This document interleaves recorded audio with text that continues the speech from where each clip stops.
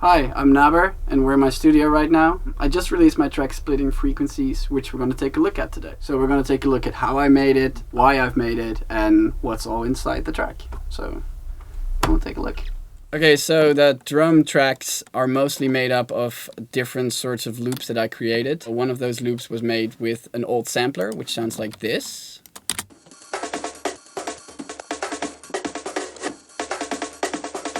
And then I added just a bunch of instruments on top of that, like super fat kicks and also a sampled kick, which sounds like this.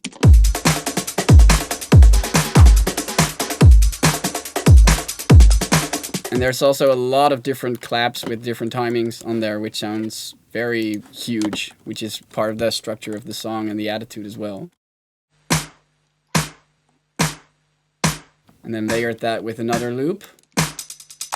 Just a hi-hat loop, another hi-hat loop, and if you add them all up, you get something like this.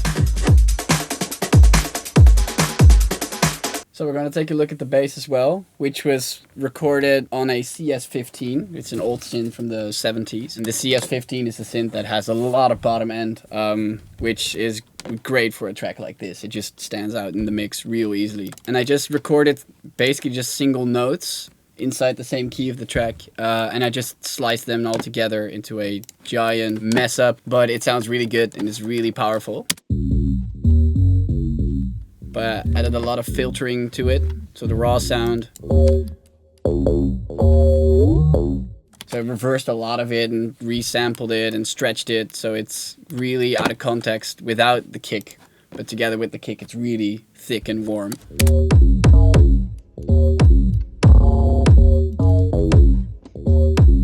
And in the second part, it's just basically repeating a single two-note thing to add to the acid part, which is very basic, but it's just this. It's just a fifth going up and down.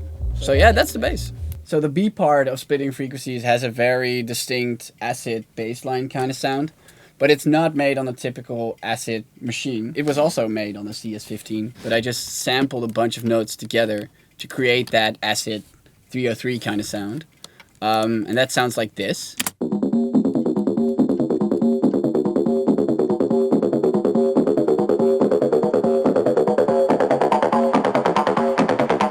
The filter that I used in Bitwig has that acid kind of sound if you crank up the resonance and an overdrive. So without, it sounds like this.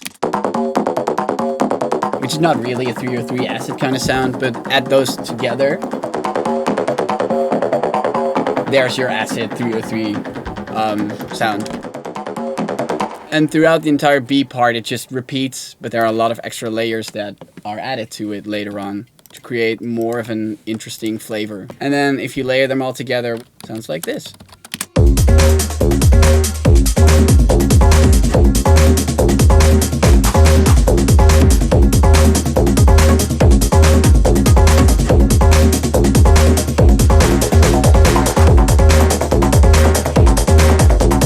It sounds pretty huge. And I really like how that turned out. So it's not a typical acid sound, but it sounds really acid-like.